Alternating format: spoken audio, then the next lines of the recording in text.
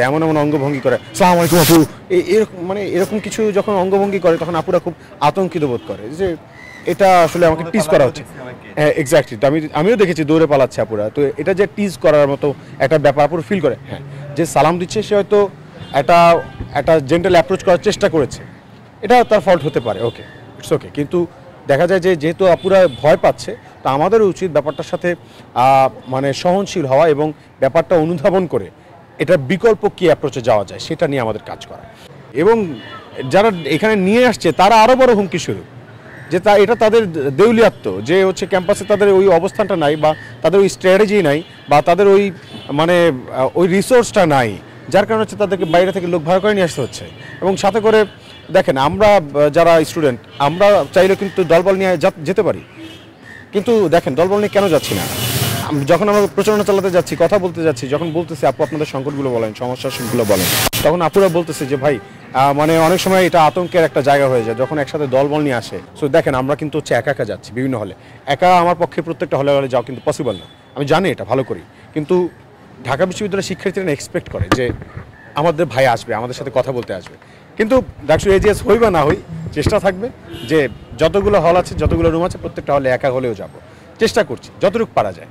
তারা যে কাজগুলো করছে, মানে ঢাকা কলেজ থেকে ধরেন ছাত্রদল দিয়ে মামলা দেওয়ানো, এগুলো আসলে জঘন্য কাজ। এবং আমরা মনে করি যে ঢাকা বিশ্ববিদ্যালয়ের প্রত্যেকটা শিক্ষার্থী এখানে অনিরাপদ, এবং তারা এখন ঢাকা বিশ্ববিদ্যালয় মানে সারা বাংলাদেশের মানুষ কিন্তু তাদেরকে দেখছে, ঢাকা বিশ্ববিদ্যালয়ের শিক্ষার্থীরা কিন্তু তাদের দেখছে, তারা ঢাকা বিশ্ববিদ্যালয়ের শিক্ষার্থী। ভাই আমিও তো ঢাকা বিশ্ববিদ্যালয়ের শিক্ষার্থী, একজন প্রার্থী হওয়ার আগে আমি তো একজন ভোটার, তাই না?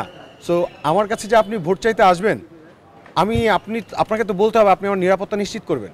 সো আপনি আমার নিরাপত্তার কতটুকু নিশ্চিত করতে পারছেন?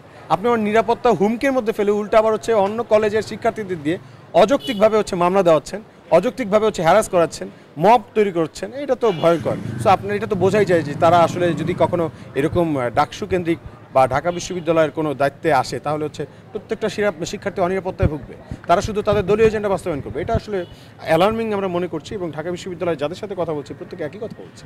সো আশা রাখি যে এই বিষয় থেকে, তারা তো আমাদের শত্রু না, আমরা তাদেরকে মনে করি তারা জুলাই অভ্যুত্থান আমরা একসাথে ফ্যাসিবাদের বিরুদ্ধে লড়াই করেছি, তারা আমাদের বন্ধু, আমরা এটা মনে করতে চাই। তবে অন্যায়ের বিরুদ্ধে আমরা জাস্ট প্রতিবাদ করছি, তো প্রতিবাদ করাটা নিতে শিখতে হবে, যেটা যৌক্তিক সেটাকে যৌক্তিকতার দিয়ে হচ্ছে গ্রহণ করতে হবে, এবং যেটা অযৌক্তিক যদি মনে হয় সে যৌক্তিক, তাহলে হচ্ছে সেটা যুক্তির মাধ্যমে হচ্ছে খণ্ডন করতে হবে। আর যদি না পারে, এরকম মপ তো করা যাবে না, অন্য কলেজের শিক্ষার্থীদের মপ করাচ্ছি, যদি অথচ ওই শিক্ষার্থীদের কনসার্নের বিষয় না এটা, তাই না? ঢাকা কলেজের শিক্ষার্থীর নাম আমি একবার বলেছি, ওখানে বলেছে ওই ছেলে যে হচ্ছে এখানে আসে, সে এটার জন্য হচ্ছে আপনারা দায় নিতে পারেন। আপনারা ঢাকা কলেজের যারা শিক্ষার্থীরা আছেন তারা অবশ্যই, এটা তো আমাদের যতটুকু ক্ষতি হচ্ছে আপনারও তো ক্ষতি হচ্ছে। সে রোকেয়া হলের কথা বলে যেমনটা হচ্ছে আমাদের সুনাম নষ্ট করেছে, ঢাকা কলেজের কথা বলে তো ঢাকা কলেজের সুনাম নষ্ট করেছে।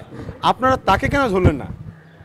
হ্যাঁ, এবং কেন ছাত্রদল যে এটা হচ্ছে মানে এটার যে মদত দিচ্ছে, যারা ফুয়েলিং করছে, তাদের কেন হচ্ছে আপনারা ধরলেন না? এই প্রশ্ন তো আমাদের ঢাকা কলেজের শিক্ষার্থী ভাই বোনদের প্রতি হচ্ছে আমাদের, মানে ভাইদের প্রতি আমাদের থাকলো, যে আপনারা আসলে আমাদেরকে কীভাবে সহযোগিতা করবেন। আমরা তো আপনাদের কাছে সহযোগিতা প্রত্যাশী।